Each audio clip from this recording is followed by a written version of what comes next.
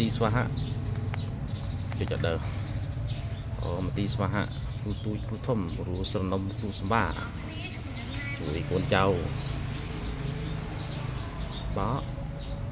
បោបោ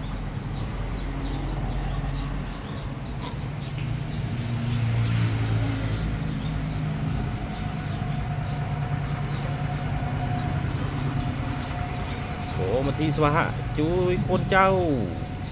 ជួយកូនចៅ$10 $10អូខេ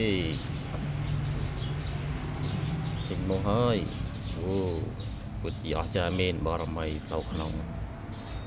កូនចៅជួយ$10 $10